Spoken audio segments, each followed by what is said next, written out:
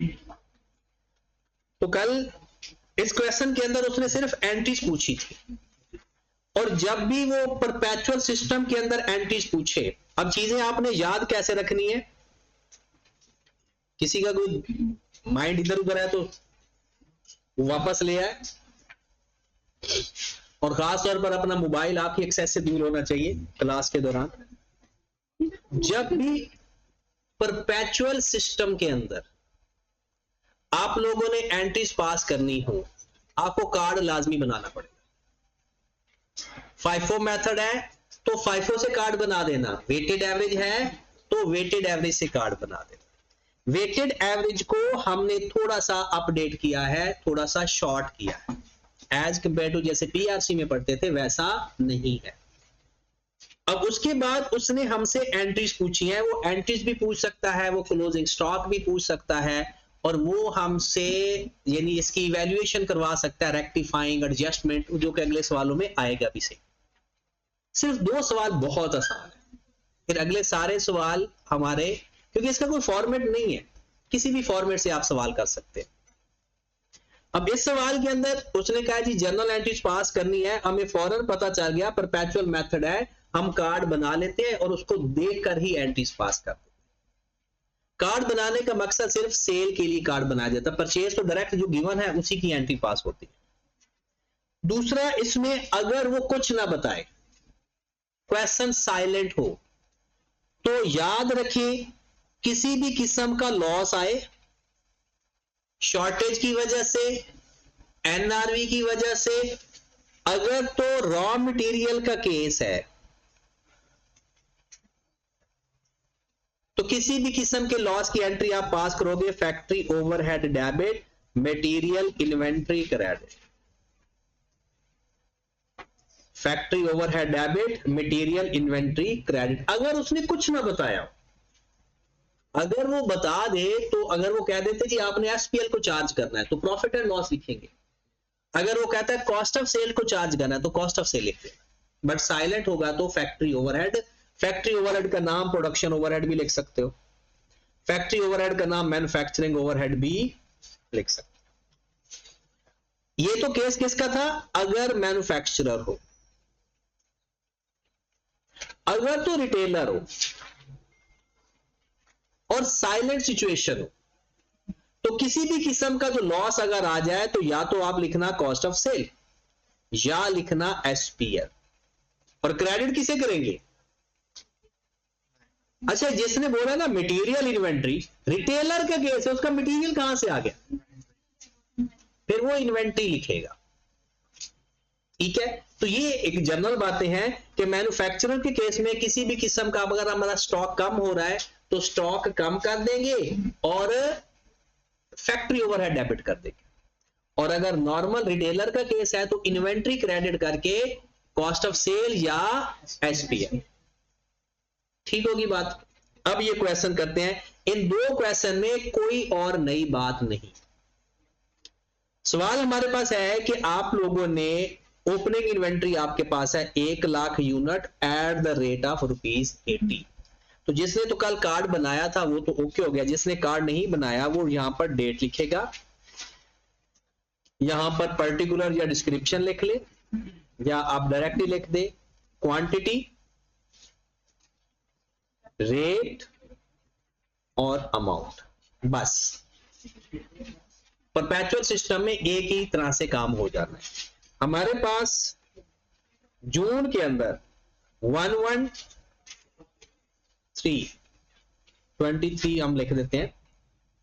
कितने यूनिट पड़े हुए हैं आपके पास, 1 लाख। किस रेट पे पड़े हुए हैं, टोटल हो गया हमारे पास 8 में, और इसकी कोई एंट्री पास नहीं होती। अगर आप कहते हो तो साथ साथ एंट्री भी, आप एंट्री का फॉर्मेट बनाएं, रिक्वायरमेंट तो एंट्रीज है ना, अगले पेज के ऊपर, या साथ ही एंट्रीज का फॉर्मेट बताएं, क्वालिटी लिमिटेड,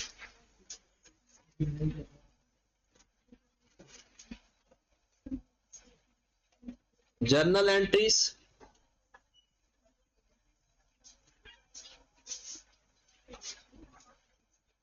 डेट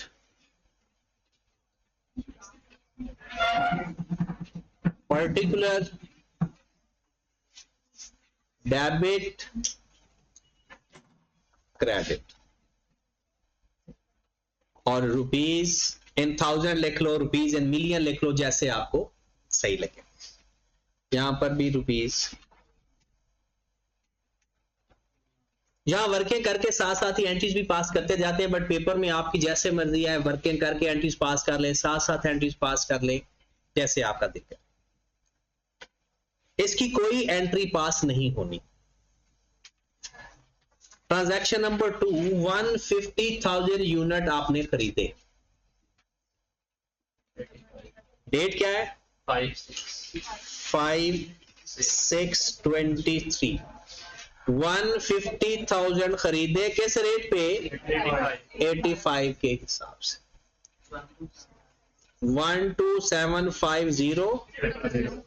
अब इसकी एंट्री भी पास कर देंगे, रुपीज इन 1000 कर देते हैं।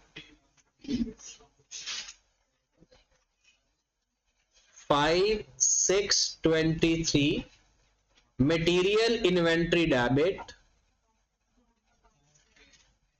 अकाउंट पेएबल या कैश क्रेडिट 12750। 12750 12750। अगर आप यहां पर एक नरेशन लिखना चाहते हो तो आपने लिखना है परचेज ऑफ रॉ मटेरियल, इसे बोलते हैं नरेशन। अगर वो मना कर दे नरेशन नहीं लिखनी तो फिर ये नहीं लिखेंगे, बट अगर साइलेंट है या वो कहता है नरेशन इज रिक्वायर्ड, तो जो काम किया है ना वो नीचे एक सेंटेंस लिखना है, परचेज ऑफ रॉ मटेरियल या recording of raw material. Card के बारे में हमने क्या बताया है, जैसे ही परचेज लिखेंगे फौरन बैलेंस कर देंगे, यूनिट प्लस कर देंगे और अमाउंट प्लस कर देंगे 20750 और इनको आपस में डिवाइड करके 83।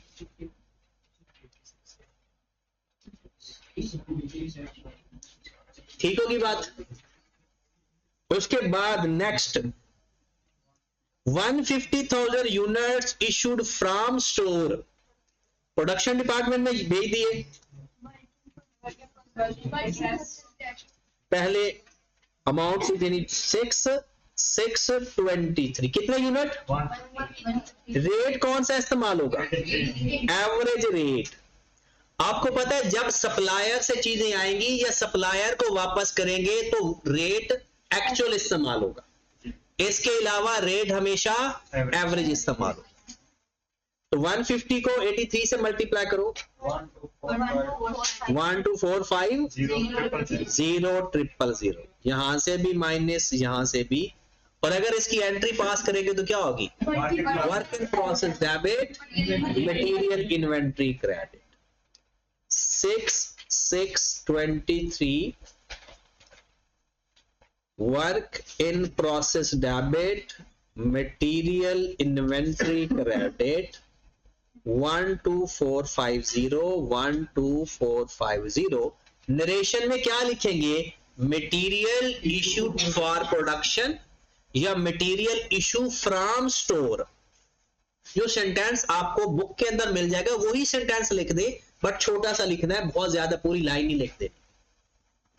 तो मटेरियल इशू फॉर प्रोडक्शन या फ्रॉम स्टोर।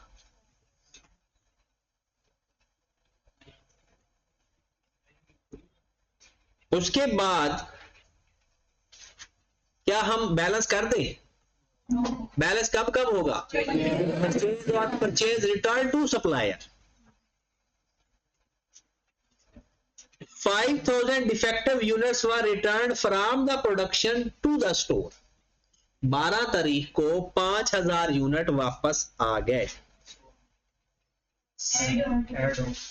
5,000 यूनिट वापस आ गए, किस रेट पे वापस आएंगे? 83 पे वापस आएंगे। क्या कितना आंसर आ गया? 415 ट्रिपल। एंट्री क्या पास होगी? मटेरियल इन्वेंट्री डेबिट, आप नीचे लिखते जाना, material inventory debit work in process credit 415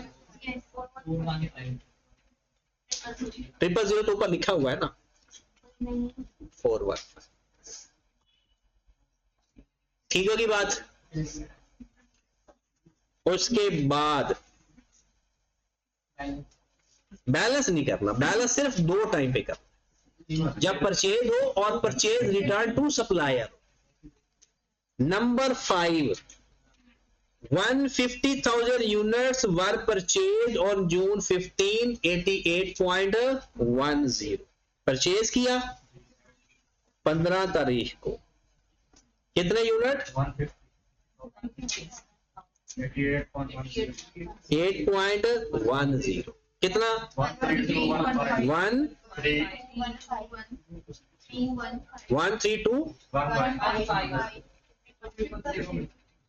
13215 आप बैलेंस कर दें।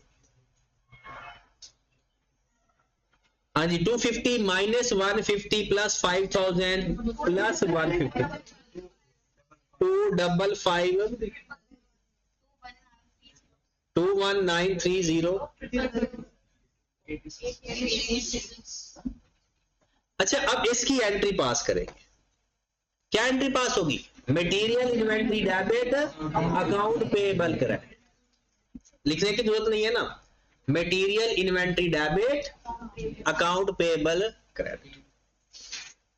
उसके बाद देखिए बैलेंस की एंट्री पास नहीं होगी, बाकी जो जो लिखते जाओगे उसकी एंट्री बनती जाएगी। उसके बाद number 6, 17th of June 50% of the defective units were disposed as scrap, 20 rupees 20 per unit because these had been damaged on account of improper handling at QL। कहते हैं कि जो 50% डिफेक्टिव यूनिट्स है, मतलब कि 2500 वो आपने बेच दिए, तो आपके स्टॉक में पड़े थे ना जी। अब स्टॉक आपका कम हुआ ज्यादा? कम हो गया। किस डेट को? 17/6/23। इसे अगर आप दरमियान में जो जगह बच रही है ना, यहां पर आप लिख सकते हैं सेल, परचेज, रिटर्न, ये भी लिख सकते हैं, डिस्क्रिप्शन भी लिख सकते हैं। 2500 यूनिट आउट हो गए। किस रेट पे आउट करेंगे? 86 पे, एवरेज रेट पे 215,000। अब इसकी एंट्री जरा ध्यान से देखिएगा, हमारी इन्वेंट्री कम हुई ज्यादा? कम। आप एंट्री पास करते वक्त मटेरियल इन्वेंट्री क्रेडिट करोगे, जरा ध्यान से आप ना इन्वॉल्व हो जाओ। मटेरियल इन्वेंट्री क्रेडिट करेंगे 2,15,000 से, बल्कि 215,000 में कर रहे हैं। हमारे पास कैश भी आया है, क्या कैश सारा आया या 2500 मल्टीप्लाइड बाय 20? कितना बना 2500 मल्टीप्लाइड बाय 20? 50। जो बाकी डिफरेंस है या तो फैक्ट्री ओवरहेड या एसपीएफ, फैक्ट्री ओवरहेड या एसपीएफ। कितनी अमाउंट बचेगी? 165। ओके होगी बात? जब भी हम स्क्रैप सेल करेंगे जितना पैसा आएगा कैश डेबिट, इन्वेंट्री सारी क्रेडिट, जो डिफरेंस आएगा वो फैक्ट्री ओवरहेड या एसपीएफ। उसके बाद नंबर, अगर वो खुद गाइड करे ना तो फिर आपने उसको फॉलो करना है, अगर वो गाइड ना करे फिर ये लिखना है फैक्ट्री ओवरहेड या एसपीएफ।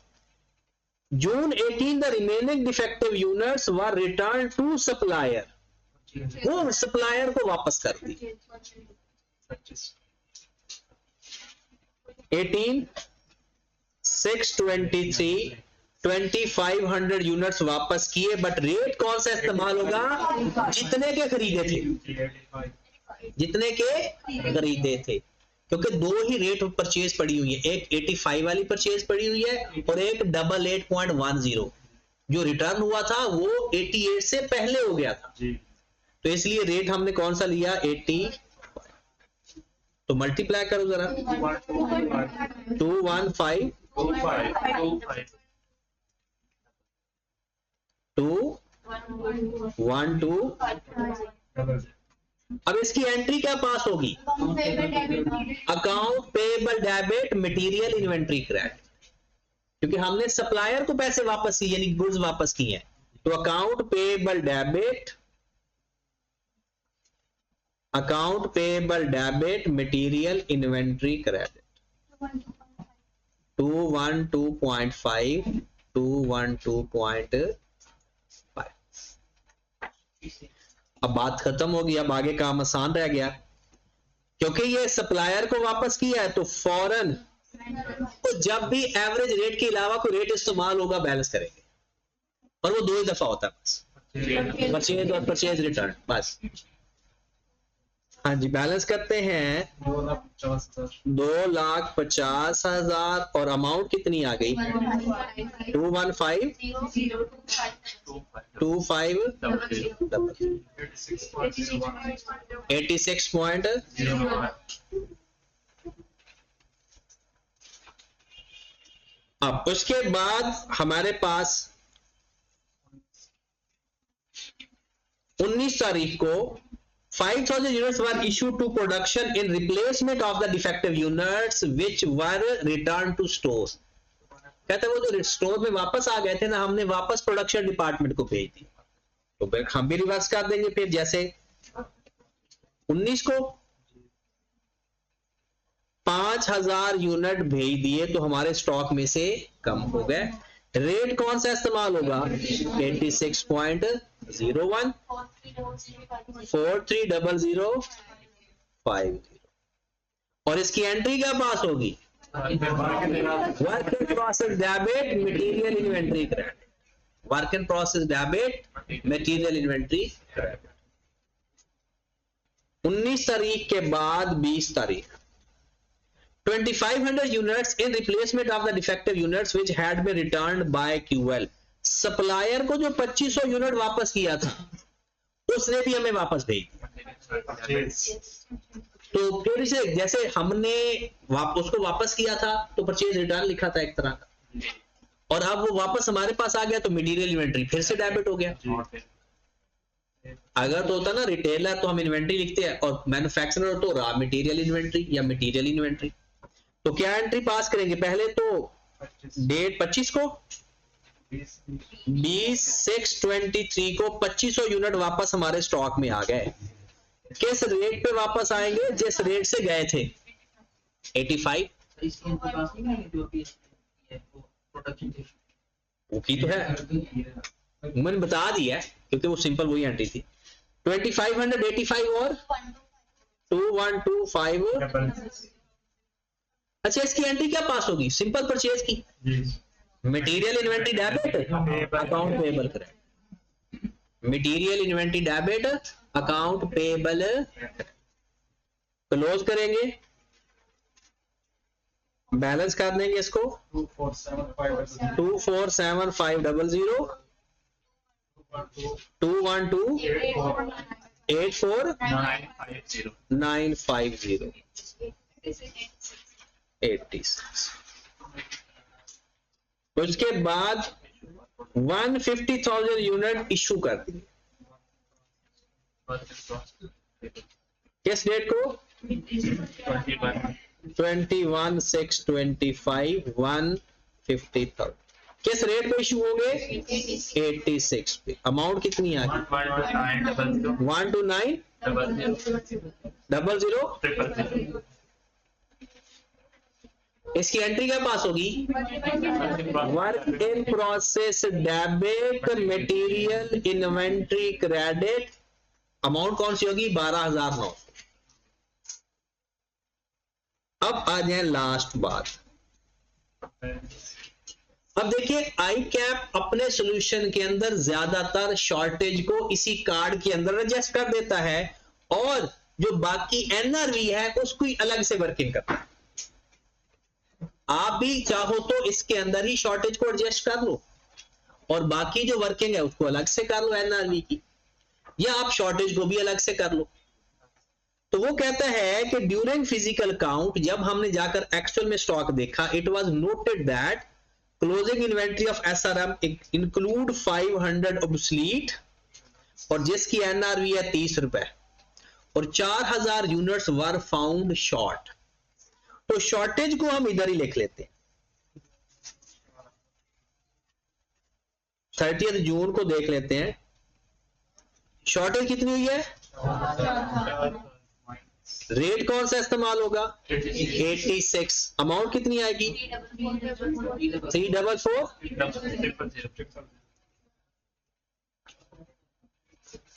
अब आपके पास बैलेंस कितना आ गया? 93500 और अमाउंट कितनी आ गई? 8040950 और रेट वही चलता रहेगा। अब जरा क्वेश्चन पर आए वापस। इसकी एंट्री वाला क्या पास होगी? Factory overhead debit material inventory credit 344। ये पता है ना, कोई भी लॉस है फैक्ट्री ओवरहेड। अब आखिरी बात, इसकी कैलकुलेशन करते हैं। एंड पे वर्किंग में कर लो, सॉल्यूशन के अंदर कर लो, आपकी अपनी मर्जी है। आपने डैमेज यूनिट को अलग कर देना और गुड यूनिट्स को अलग कर देना। डैमेज जो यूनिट्स हैं वो हमारे पास हैं 500 और गुड कितने होंगे फिर? इनकी जो कॉस्ट आ रही है वो तो 86 आ रही। एनआरवी, डैमेज की एनआरवी उसने बताई हुई है 30 और गुड यूनिट की अगर ना बताया हो तो हम समझेंगे हमेशा एनआरवी ज्यादा है।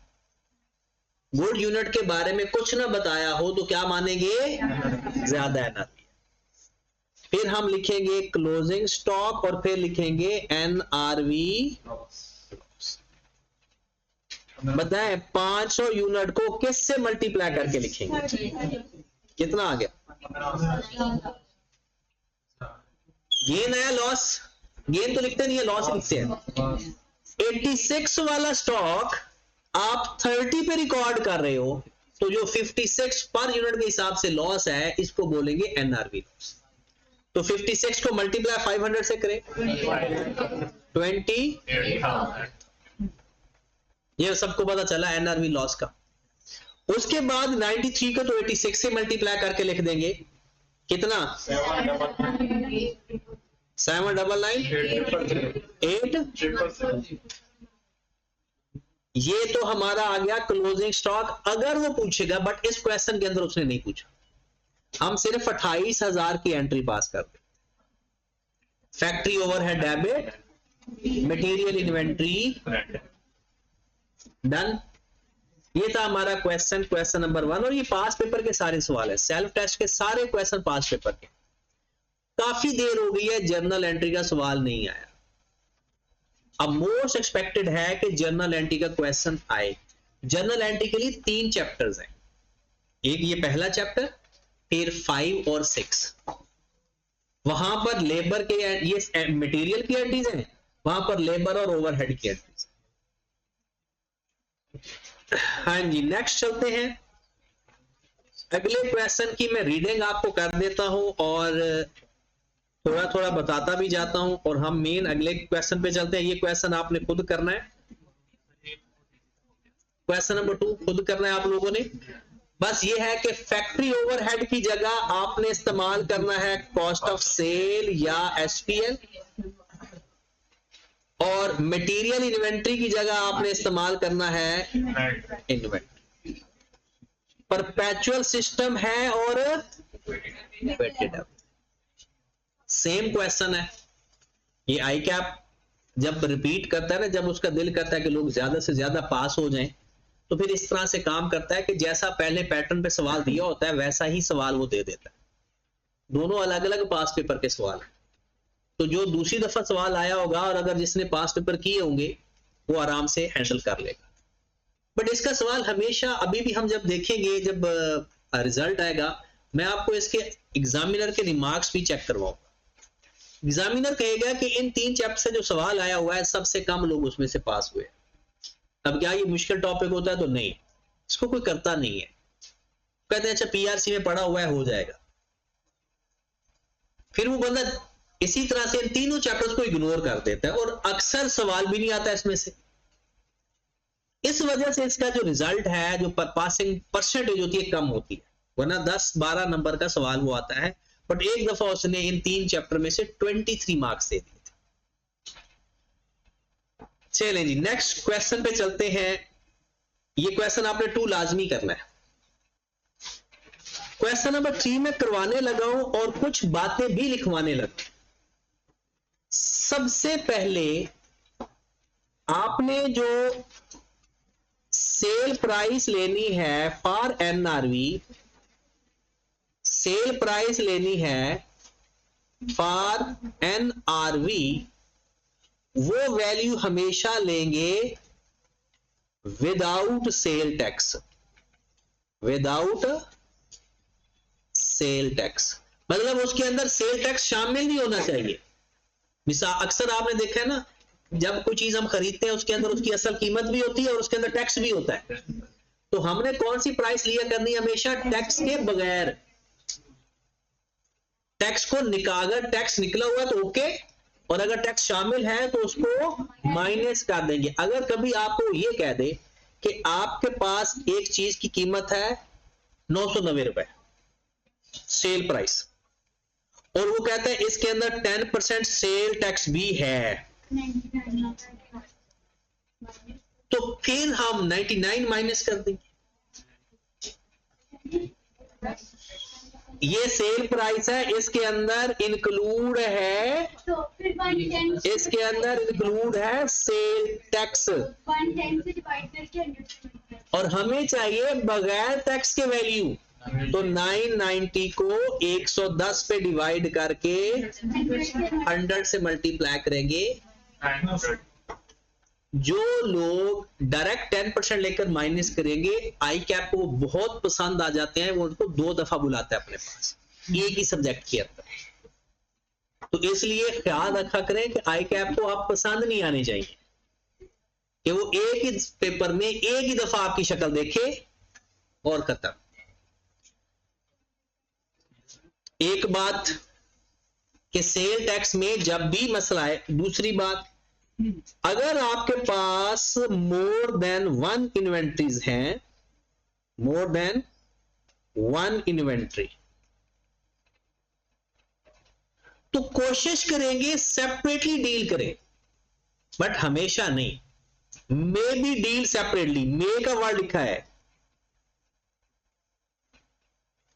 Deal separately. But I cap भी यही चीज देख रहा होता है, हमारे बिहेवियर को देख रहा होता है, फिर वो उस बिहेवियर को हिट करता है। एक दफा उसने डिफरेंट इन्वेंट्रीज देकर इकट्ठी कैलकुलेशन वाला सवाल दे दिया, वो भी हम देखेंगे। में भी लिखा है कि हमेशा नहीं, ज्यादातर ऐसा होता है कि हर इन्वेंट्री को अलग अलग डील करेंगे। सवाल को बेस बनाकर मैं बताता जाता हूं, जैसे ए, बी, सी और डी। ओके की बात। ये तो हमने लिख लिया था कि अगर मोर देन 1 एनआरवीज हो तो हायर वाली एनआरवी लेते हैं। एक बात फिर और भी लिख ले, क्वेश्चन में आपको यह बता दिया गया कि एक स्टॉक है, उसकी कॉस्ट है 5000। एक स्टॉक है, उसकी कॉस्ट है 5000। कहते हैं अगर विदाउट रिपेयर बेचेंगे, विदाउट रिपेयर बेचेंगे तो वो 3000 का सेल हो जाएगा, और अगर विद रिपेयर बेचेंगे, सॉरी, या दूसरा, रिपेयर का खर्चा आया 3000, या कर लें 2500 कर लें, बेहतर है। हाँ जी, बस इतना सवाल है। एक दफा ये कॉन्सेप्ट टेस्ट किया, बहुत सारे लोग इसमें फंस गए, लेकिन ये इस वजह से बंदा फेल नहीं होता क्योंकि बाकी सारा सवाल आसान होता है। एक स्टॉक है 5000 का, वो डैमेज हो गया, वो कहता है कि अगर हम उसको बगैर रिपेयर के बेच देंगे तो वो कितने का बिक जाएगा? 3000 का। और अगर उसको रिपेयर करवाएंगे तो 2500 रुपया रिपेयर का खर्चा आ जाएगा।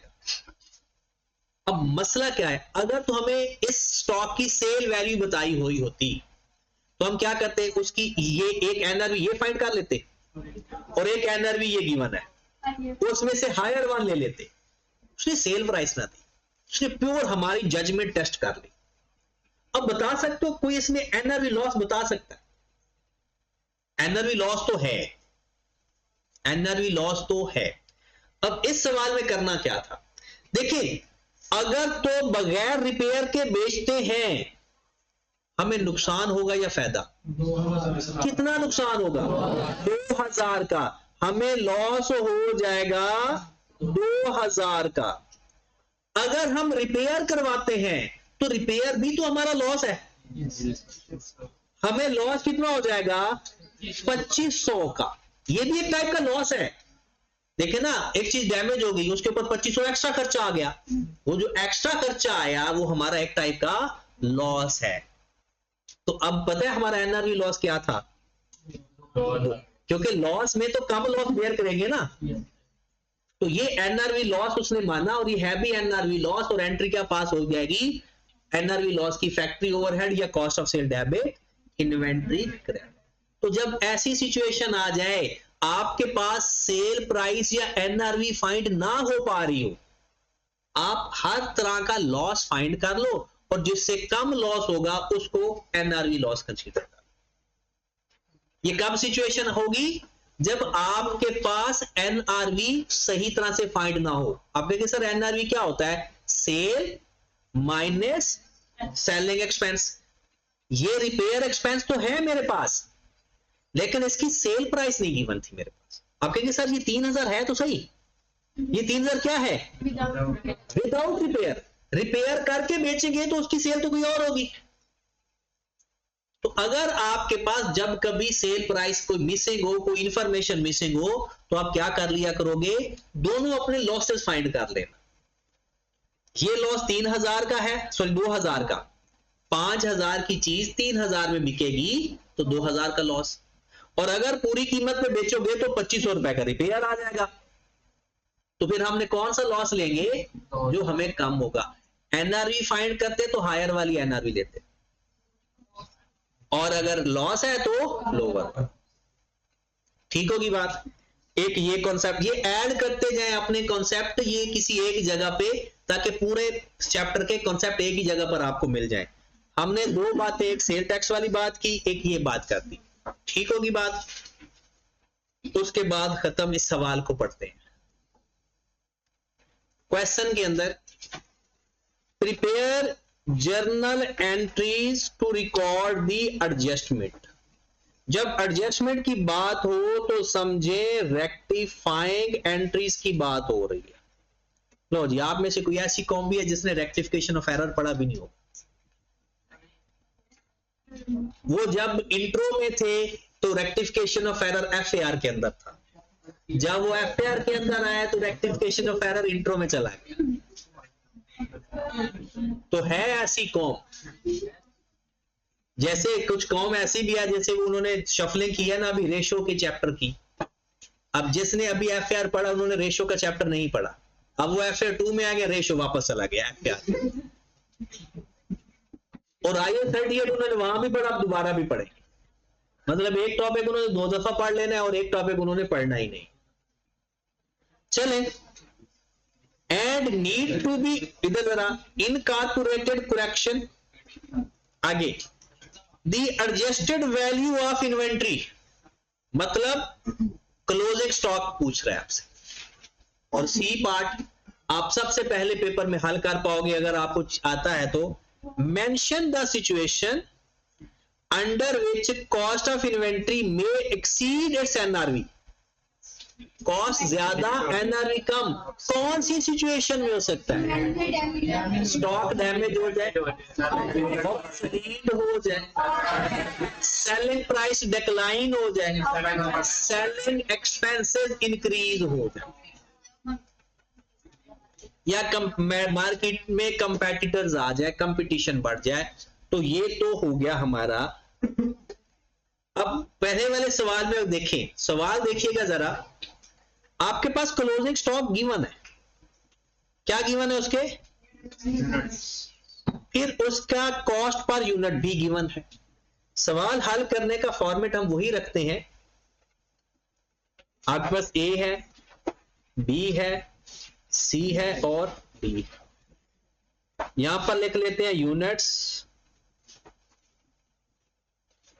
यहां पर लिख लेते हैं कॉस्ट पर यूनिट, यहां पर लिख लेते हैं एनआरवी, या आप selling price minus selling expense वो लिखना चाहते हो वो लिख लो, डायरेक्ट एनआरवी लिखना चाहते हो और आप चाहते हो कि हम वो वर्किंग में कर लेंगे तो डायरेक्ट एनआरवी भी लिख सकते हो, या फिर सेलिंग प्राइस लिखकर selling cost, cost of completion और फिर एनआरवी, फिर क्लोजिंग स्टॉक और एनआरवी। अच्छा, एनआरवी लॉस तो तब लिखेंगे ना जब एंट्रीज पूछेगा, एंट्री नहीं पूछेगा तो एनआरवी लॉस लिखने की भी जरूरत। ये जो कॉलम है ना तीन, ये आप तीनों कॉलम किसी वर्किंग में करके, ताकि वो आपका सवाल की विड्थ ना बढ़ जाए, तो डायरेक्ट एनआरवी लिख सकते हैं। अब मेरे पास स्टॉक देखिए 15,000 यूनिट ए के हैं और वो कहता है defective units include in closing inventory 2400। तो हम इकट्ठे लिखेंगे एक यूनिट या अलग अलग कर देंगे? अलग अलग, डिफेक्टिव को अलग कर देंगे। तो 15,000 में से 2400 निकाल दें, 13,600 या 12,600,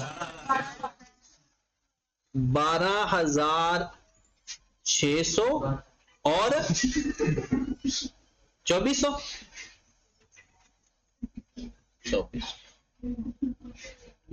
और इसकी कॉस्ट कितनी है? 800 रुपए।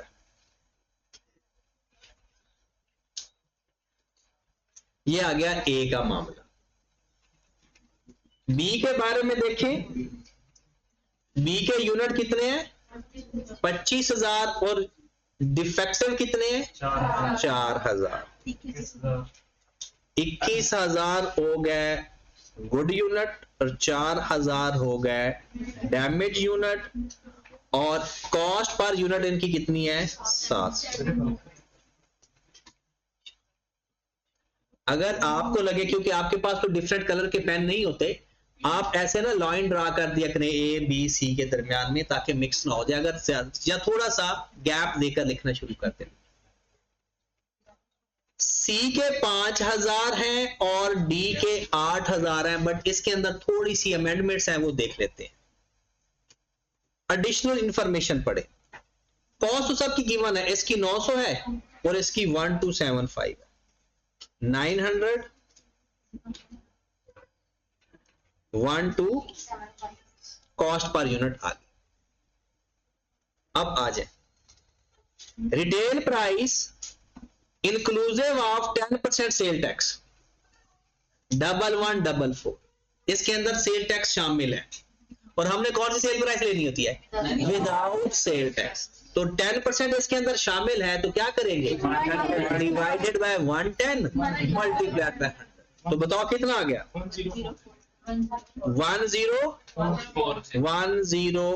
1040। ये गुड यूनिट की नॉर्मल सेलिंग प्राइस है। बाकी जो बैड यूनिट है उनको भी देखते हैं। 990 डिवाइडेड बाय 110 मल्टीप्लाइड बाय 100, 900। फिर उसके बाद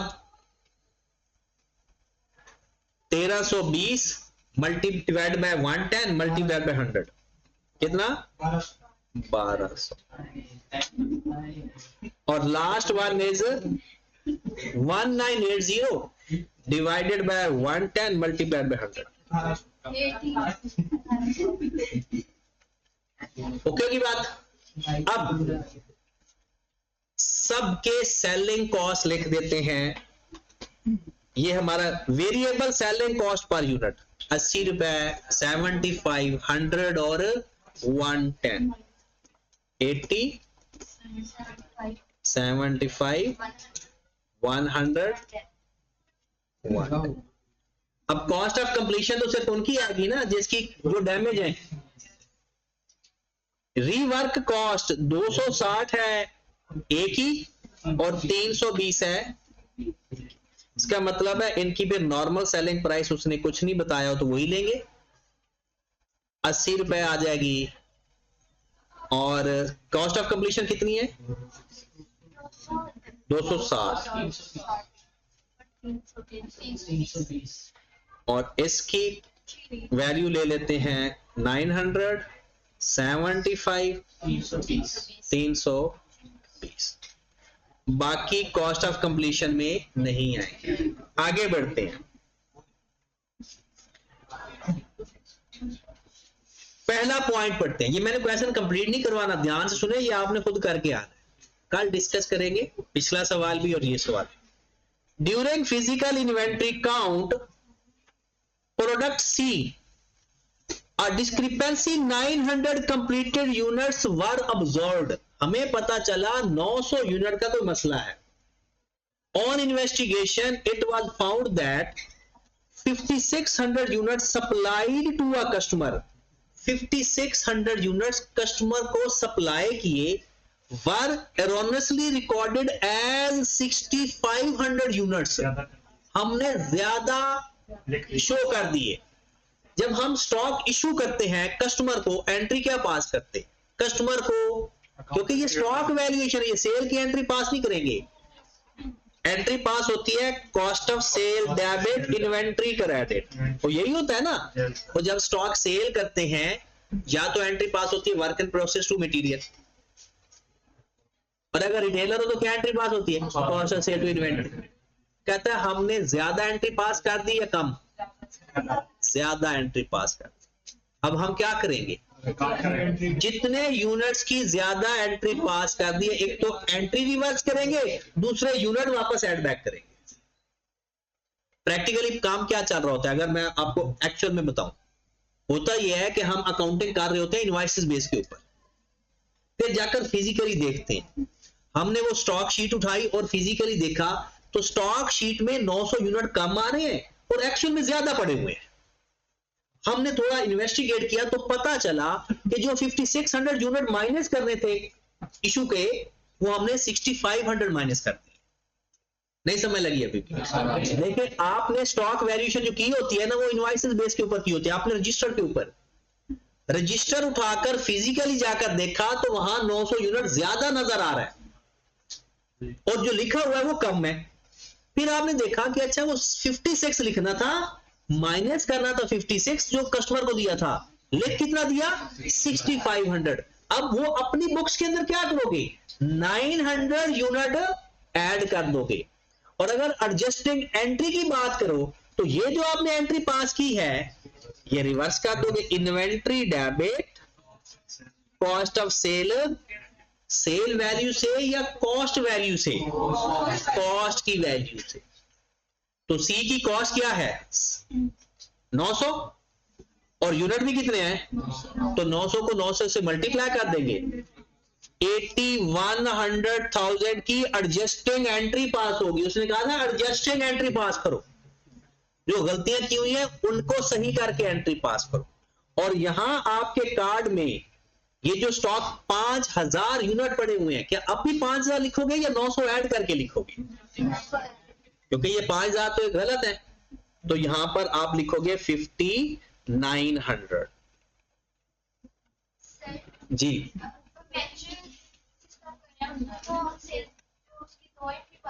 हाँ जी, तो क्योंकि जो हम तो स्टॉक कार्ड बना रहे हैं ना, तो स्टॉक कार्ड के अंदर सिर्फ कॉस्ट वाली चीजें शामिल होती हैं।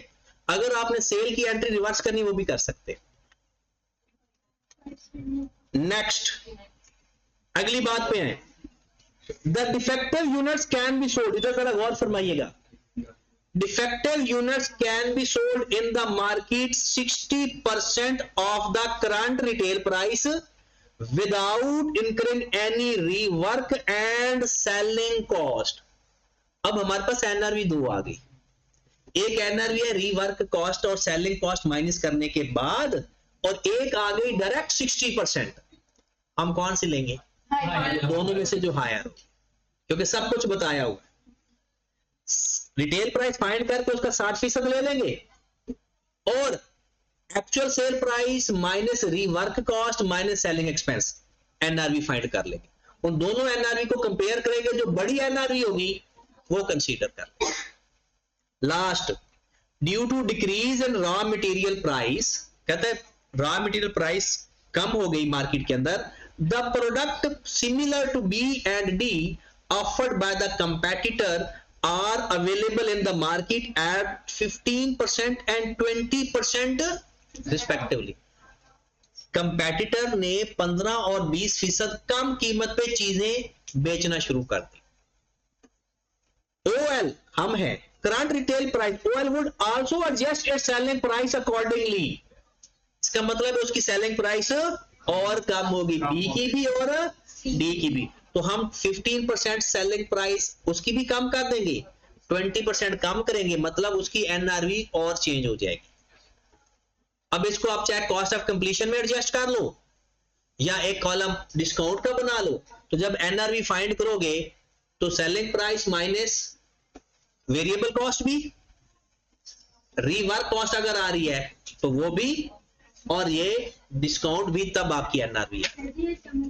देखिए बी और डी का कंपटीशन बढ़ गया तो 15% आपको सेलिंग प्राइस अपनी मजीद कम करनी पड़ेगी, तो जाहिर सी बात है अब आपकी एनआरवी कम हो जाएगी। 15 और 20% प्राइस और कम कर दोगे, मतलब ये जो आपने रिटेल प्राइस अपनी लिखी हुई है बी की और डी की, अब इसमें से डायरेक्ट माइनस करके लिख दें, जाहिर सी बात है कीमत चेंज हो गई, तो आप इसका भी 15% कम करके लिखेंगे, इसका भी 15% कम करके।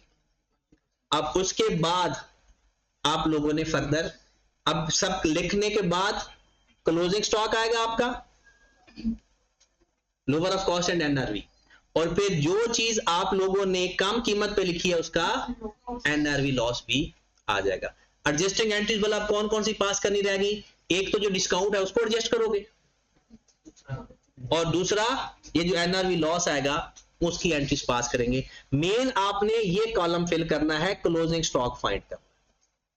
तो सॉरी, सेकंड पॉइंट में तो सिंपल उसने कहा है या तो बगैर रीवर्क करके 60% पे बेच दें या रीवर्क करके एक्चुअल प्राइस पे बेच दें, तो हम दोनों की एनआरवी फाइंड कर लेंगे, जो हायर होगी वो ले लेंगे। तो ये क्वेश्चन आपने इस फॉर्मेट के ऊपर कल, ये क्वेश्चन नंबर क्या है भला? तो कल आप लोगों ने जिसने पहले नहीं किया वो तो 1, 2 और 3 करेंगे, और जिसने पिछले सवाल कर लिए वो सिर्फ 3 करेगा।